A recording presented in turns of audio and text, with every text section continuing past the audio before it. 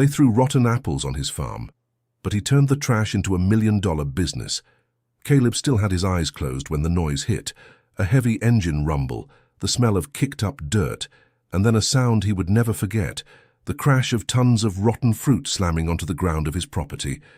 When he opened the door of his house, the sun had barely grazed the horizon, and there it was, a mountain of dark, sodden apples with that sour, fermented smell that turns your stomach from a distance. The truck was already gone. He stood on the doorstep, his worn hat still in his hand, staring at it. He didn't know whether to yell, cry, or go running after someone. It was the start of the new season. The land had been prepared with months of work from sunrise to sunset, and now there was a mountain of trash in the middle of what was supposed to be planting. But the worst part wasn't the smell. The worst part was that he knew, deep in his gut he knew, that this was no accident. Caleb Miller was 28 years old, and his whole life was tied to that piece of land. His father had left him the farm when he was still a teenager, and ever since he had carried that burden on his shoulders like a sacred mission.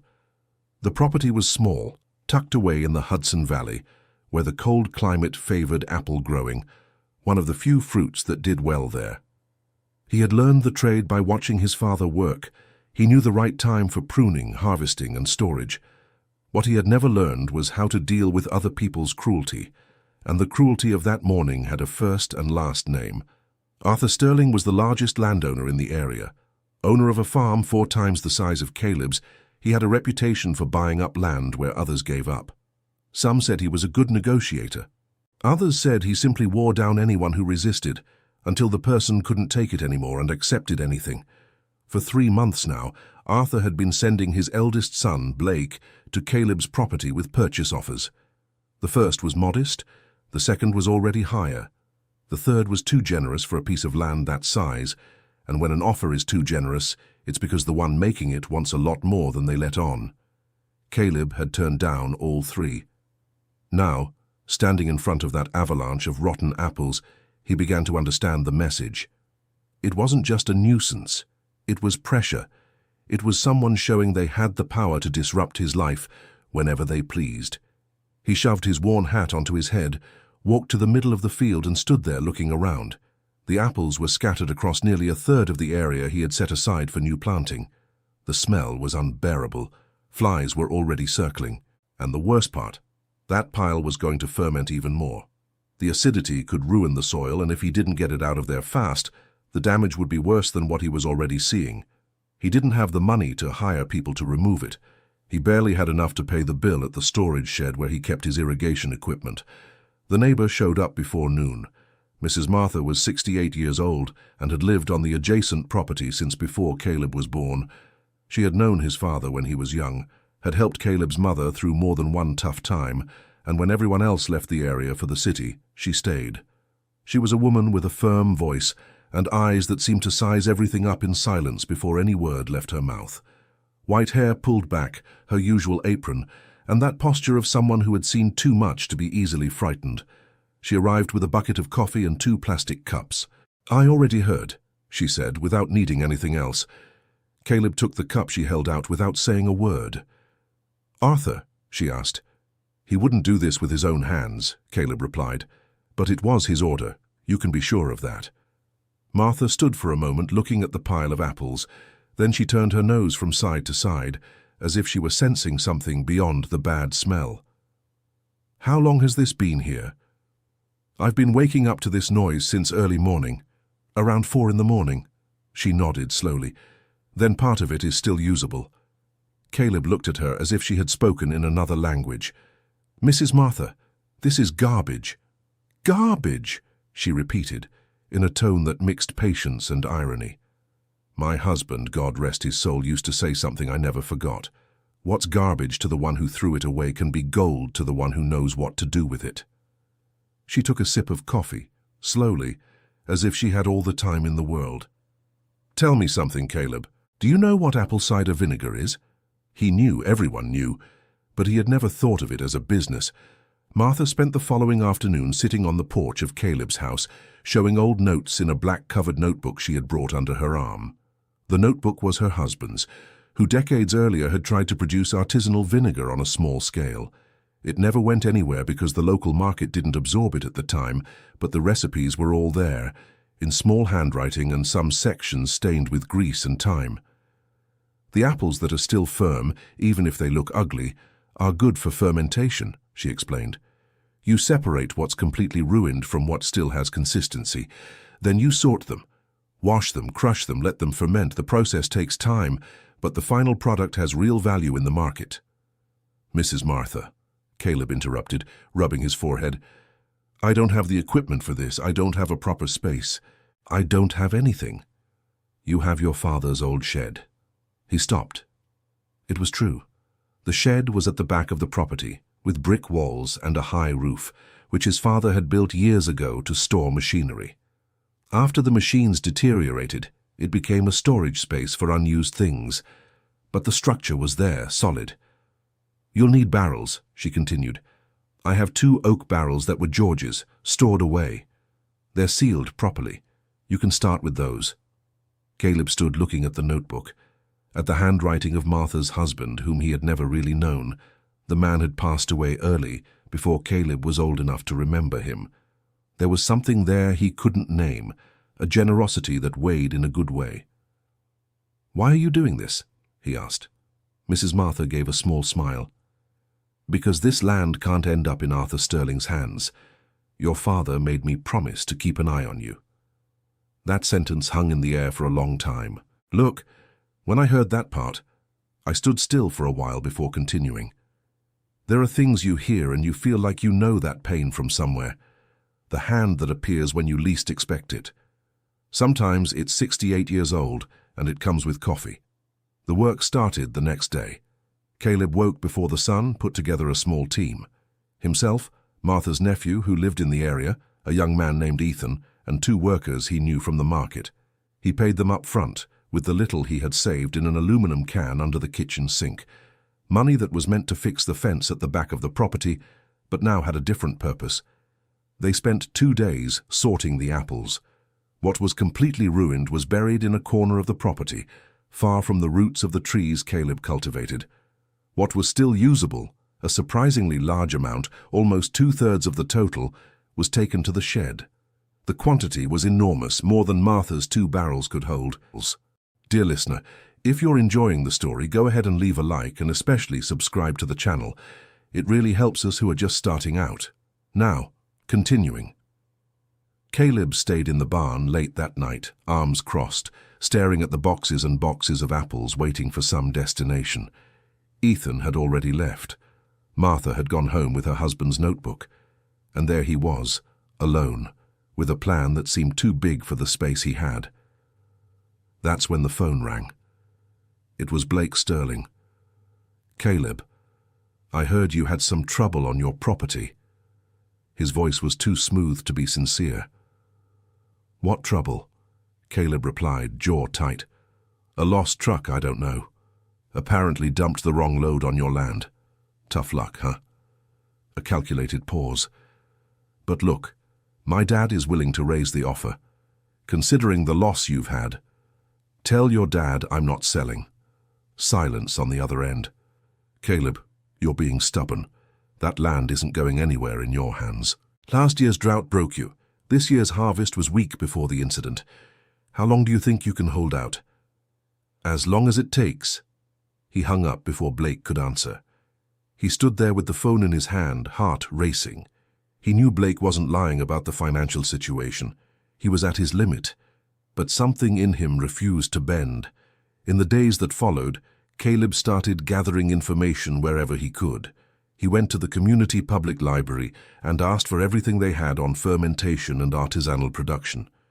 He talked to a man nearly 70 years old named Silas, who had worked at a fruit cooperative decades ago and knew more about vinegar than anyone in the Hudson Valley. Silas was a slow-speaking man with a slight stutter that came out when he was thinking, but when the topic was the fermentation process, the words came out steady and precise. The secret is in the timing, Silas repeated every time. Everyone wants to rush the process. You can't. The apple has its own rhythm. Caleb needed more barrels, and he needed money to buy them. He tried the First National Valley Bank. It was a dead end. The property already had an open loan, and the manager, a man with thin glasses and an impatient demeanor, said he couldn't extend credit without new collateral. Caleb left the bank feeling the weight of the afternoon on his shoulders. He stood on the sidewalk out front, staring at the street without seeing anything. A woman in her early 40s who was leaving right behind him stopped beside him. "You're Miller, from the farm up the hill?" He turned. It was someone he didn't recognize. Dark hair pulled back, hurried manner, but eyes that lingered on him for a second too long. "That's me. I work with Sterling," she said, lowering her voice. "I'm Diane. I've been handling the administrative side for 8 years. She paused. "I need to tell you something, but not here." Caleb felt his stomach tighten, They went to a small bar on the corner. Diane ordered a juice she never touched and kept swirling the glass by the straw, her eyes darting to the door. "That truck wasn't an accident," she said, without beating around the bush. "I already knew that. What you don't know is where the apples came from." She looked at him. "They were from a property that Arthur bought at the beginning of the year. The seller had stock in a warehouse, old batch that didn't sell. Arthur paid pennies for it, had it stored, and when you didn't accept the offer, he used it as a weapon." Diane nodded. "But that's not all. The land he wants from you, he already has a buyer, an out-of-state company that wants to set up a fruit processing facility in the area. It's a contract worth a lot of money, Caleb, a lot more than he ever offered you." Caleb stayed quiet. The pieces were falling into place in his head. Arthur didn't want the land for its value. He wanted it for what he planned to do with it afterward. "Why are you telling me this?" he asked. Diane looked at the table. "Because I had to sign the document that authorized the transport of those apples.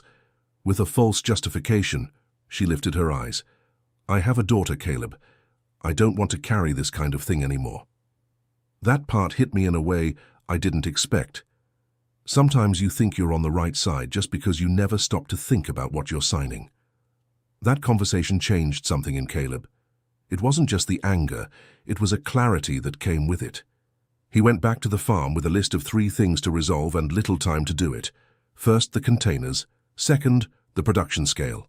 Third, who to sell to. For the containers, he did something he'd never done before. He went door to door at the farms in the Hudson Valley asking for borrowed containers, not money. The vessels themselves, large food-grade plastic buckets, glass jugs, stainless steel drums that neighbors had sitting around somewhere. The response was better than he expected. Most people in the area knew Caleb's father. When they found out it was Miller's son in need, they opened their sheds without hesitation. For the scale, it was Silas who came with the answers. The old man came to the farm on a weekend and spent 2 days teaching the process step by step. First, the alcoholic fermentation, where the apple juice turns into alcohol, and then the acetic fermentation, where the alcohol turns into acetic acid, which gives rise to the vinegar. The process took weeks, months, for the product to reach the right point. "You won't get quick R results," Silas warned, blunt. "I know. And you'll need a product to sell while the vinegar matures, otherwise you'll go under before you get there." Caleb had thought of that. The apples that were more bruised but still flavorful, he had set aside for another purpose: preserves. Martha, who knew about canning as few in the area did, agreed to help without his having to ask twice. They spent a week in a makeshift kitchen inside the shed, among large pots and sterilized jars, producing spiced apple preserves, cinnamon and clove. A recipe Martha said was from her mother, which was from her mother's mother, a legacy that had never been written down because everyone already knew it by heart. The product was good, very good, with that flavor that reminds you of childhood without you quite knowing why. Caleb took the first boxes to the market in the nearest small town early on a Saturday morning. He didn't have a stall, didn't have money to pay for the space, so he stood at the entrance of the market, with the boxes on a handcart, approaching the people passing by. It was Ethan who came up with the idea of samples. He opened a jar, spread some on a piece of bread, offered it. Whoever tasted it bought it. Whoever bought it came back the following week asking for more. In 2 months, the preserves already had a steady clientele. It wasn't big profit, barely covered the monthly expenses, but it was money coming in, and it was concrete proof that the product worked. Arthur found out, naturally. Blake showed up at the farm one afternoon unannounced, with the same smile as always, but his eyes with no warmth at all. "I heard you're selling preserves at the market," he said, "and that's creative." "What do you want, Blake?" "My father wants to give you one last opportunity. This time the offer is different. He no longer wants to buy the entire land, he wants to form a partnership. You bring the land, he brings the capital. Split the profit 50-50. It was an offer that on the surface sounded reasonable, but Caleb had heard what Diane had told him. A partnership like that was the same as handing over the property on a silver platter, only in installments with contracts he would never be able to get out of later. "No." Blake's expression hardened for the first time since Caleb had known him. "You're going to regret this. Maybe. But it'll be my regret." When Blake drove off, Caleb stood watching the dust his car kicked up on the dirt road. There was a weight in his chest, but also a steadiness he hadn't known in himself before all this started. What came next was more complicated than he expected. A week later, an inspector showed up at the market claiming an anonymous report of irregularities in food production. Caleb had no formal registration. The preserves were made by hand, without regular invoices or health permits. The inspector wrote everything down, threatened to shut him down, and left saying he'd be back. The anonymous report had an address, and everyone knew whose address that was. Caleb stewed over it for 2 days. Then he went to Silas. The old man had known everyone in the region for decades. He pointed him to a woman named Eleanor, who had worked at a food cooperative for over 20 years and knew more about legalizing artisan production than anyone. Eleanor charged a lot, but agreed to take payment in product and in promise, because she also knew Caleb's father from way back, and because she held a grudge against Arthur Sterling over an old story she preferred not to get into. With Eleanor's help, Caleb spent 3 weeks gathering everything he needed to formalize his production. It was a bureaucratic, exhausting process, full of trips back and forth to town. Some days he came home and sat on the doorstep, staring into the dark, unable to go inside. But he got up the next day he went, and the vinegar kept maturing in the barrels in the shed, quietly on its own time, just like Silas had said. Dear listener, if you're enjoying the story, don't forget to hit like and especially subscribe to the channel. It really helps us folks who are just starting out. Now continuing, 4 months after the day the rotten apples were dumped on his land, Caleb opened the first barrel of artisan vinegar. Silas was there. Martha was there. Ethan and Eleanor too. It was a heavy skied afternoon, with those thick clouds the Hudson Valley sometimes gives without warning, as if the weather itself wanted to mark the moment. Caleb filled a small glass with the amber liquid and tasted it. The silence that followed said everything before the words. It was good, it was really good. Complex, with that mild acidity good vinegar has, and an undertone of flavor that reminded you of real fruit, because it was made from real fruit with all the patience the process required. Silas, who didn't usually get emotional, stared at the glass with an expression Caleb had never seen on him before. George would have liked to see this, he murmured, almost to himself. Martha nodded, her eyes glistening. The vinegar went to the market alongside the preserves. But before that, Caleb made a decision Eleanor had suggested. Reach out to restaurants in the larger town in the region. Not the big chains, the small home-cooking restaurants that valued artisan product and had customers who could tell the difference. Eleanor knew a few owners and opened the first doors. The reception wasn't what he expected. It wasn't instant.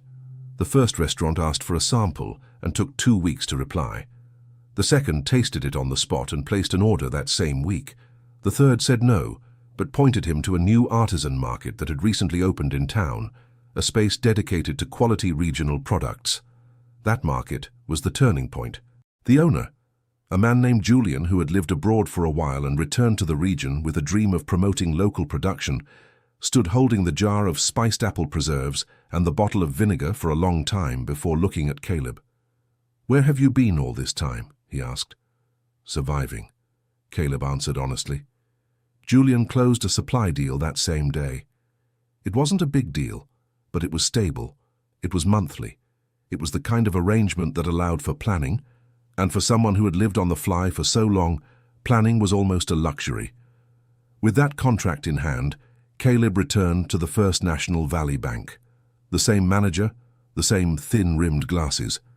This time he brought the contract with the Harvest Moon Artisan Market, the health inspection certificate for the production, the numbers from the previous months at the farmers' market, and a projection that Eleanor had helped put together carefully. The manager read everything without rushing. He looked up. "You're asking for credit to expand production?" "That's right. I want more fermentation capacity and a cold storage room for preservation." "Basically, you want to turn an apple orchard into a producer of artisan vinegar and preserves." "Not just that, I want to keep the apples. The vinegar and the spiced apple preserves are value-added products, but the orchard is the heart of everything. It always has been." The manager was quiet for a moment. "I'll see what I can do."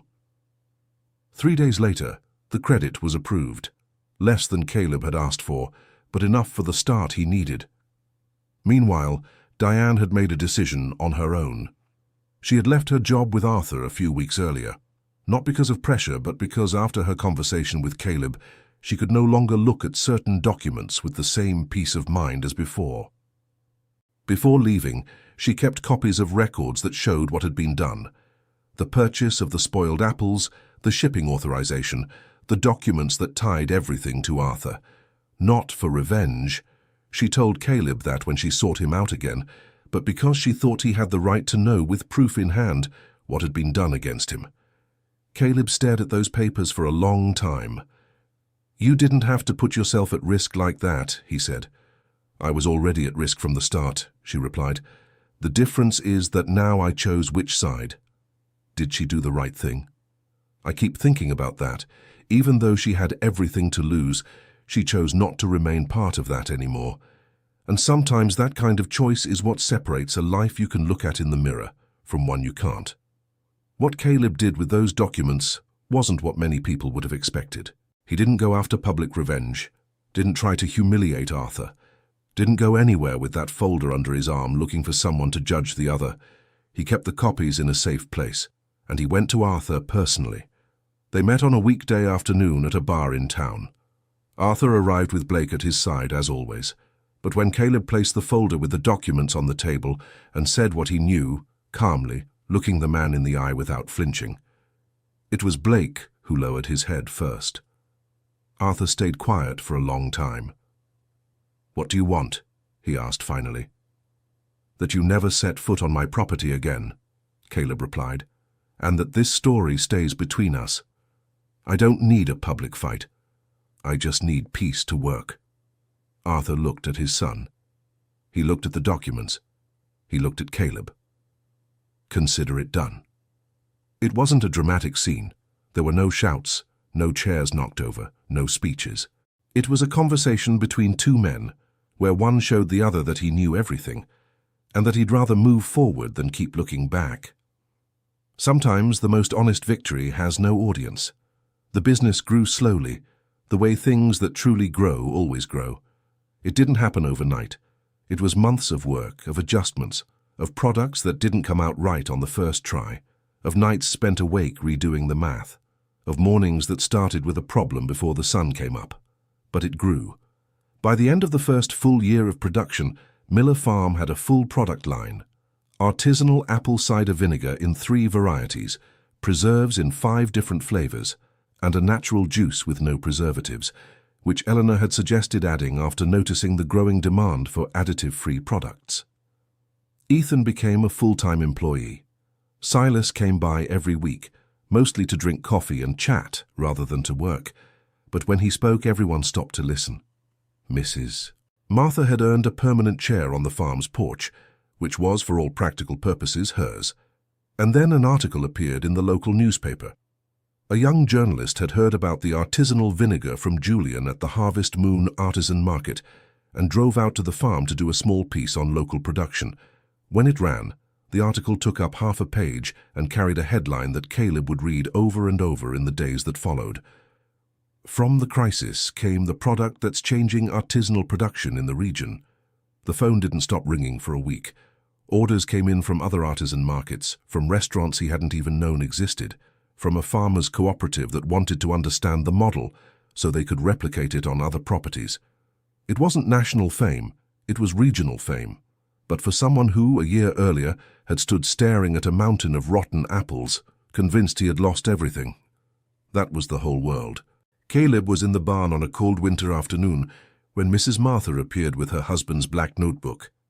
"I think this notebook has done what it needed to do," she said, holding it out to him. Caleb looked at the notebook, at George's handwriting, at the old stains, at the pages that had become his compass through the hardest months. No. He gently closed her fingers around the notebook. "That notebook is yours, and George's. I only used what was inside it."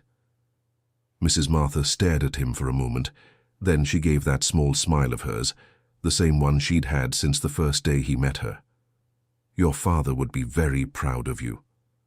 Caleb didn't answer, but when she turned and walked away down the dirt path, he stood looking out at the rows of apple trees outside, those trees his father had planted, that he had pruned, watered, and protected over the years, and he felt that the hardest thing he'd ever done wasn't enduring the rotten apples. It wasn't handling the pressure, wasn't giving up his savings, wasn't facing the bank manager 3 times with his head held high. The hardest thing was believing there was a way out when nothing around him indicated there was. And it was precisely that stubbornness to keep believing, that turned the trash dumped on his land into the best product he had ever made in his life. End of story. That was the story of Caleb Miller, a man who received trash and gave back to the world something worth far more than whoever dumped it ever imagined. What stays with me after this story is simple, but it weighs heavy. Some people try to bring us down precisely when they sense we're rising, and that sometimes the rotten apple thrown in your path is the beginning of the best thing you'll ever build. Tell us what you thought and where you're watching from. Leave a comment with honest words. Do you think Caleb made the right choice by not seeking public revenge? We'd love to read your thoughts. Thank you so much for your company. Don't forget to like and, most importantly, subscribe to the channel so you don't miss the next stories.